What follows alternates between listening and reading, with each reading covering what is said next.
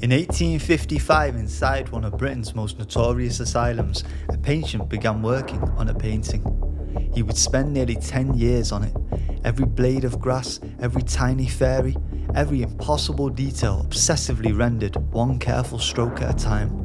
That patient used to be one of the most promising young painters in London. He was also a murderer, and the man he killed was his own father. This is the true story of Richard Dadd.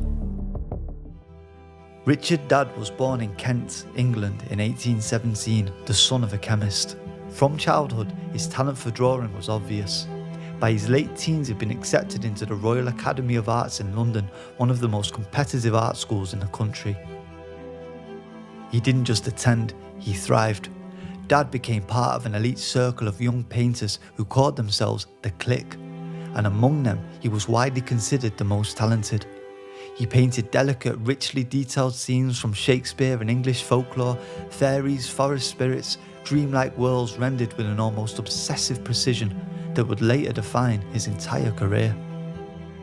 By his mid-20s, Richard Dadd looked like a young man with an extraordinary future ahead of him.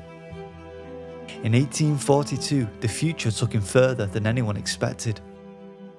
A wealthy patron hired Dadd to join him on a grand tour through Europe into Greece and eventually into the Middle East, sketching everything along the way. But somewhere in that journey, something changed. Dadd began suffering severe headaches, then paranoia set in.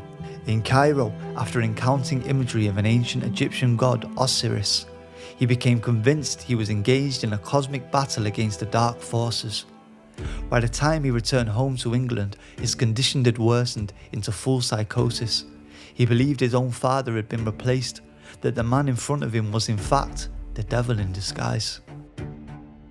His family saw the change in him. They tried to get him help, but it wasn't enough. On the night of August the 28th, 1843, Richard Dadd invited his father for a walk through Cobham Park in Kent, a place they both knew well. Somewhere along that walk, in the dark, Dadd killed him. He fled to France, still gripped by his delusions, and was only arrested after attacking a stranger on the road. When police searched his belongings, they found something chilling. Sketches of friends and acquaintances, each drawn with their throats cut. Dadd was brought back to England to face judgment, but instead of a trial ending in execution, the standard punishment for murder at the time, he became one of the first people in Victorian Britain to be declared criminally insane rather than guilty. It likely saved his life. It also meant he would never be freed again. He spent the rest of his years first at Bethlem Hospital, the asylum known infamously as Bethlem, and later at Broadmoor, Britain's new facility for the criminally insane.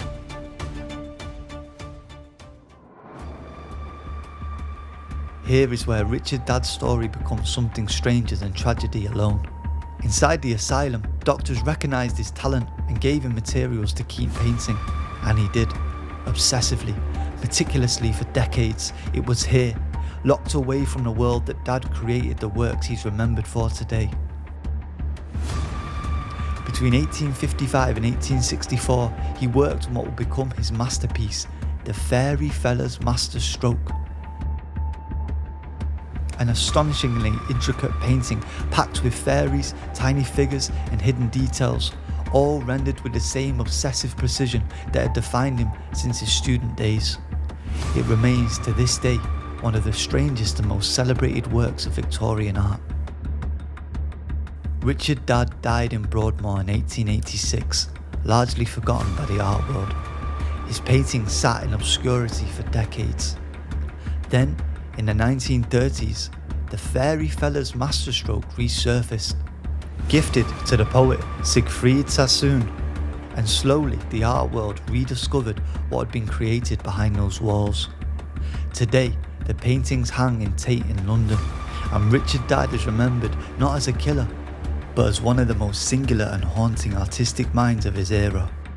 A brilliant career, a single devastating night, and a masterpiece created in the last place anyone expected to find one. If you want more true stories about the arts history almost forgot, subscribe. This is only the beginning.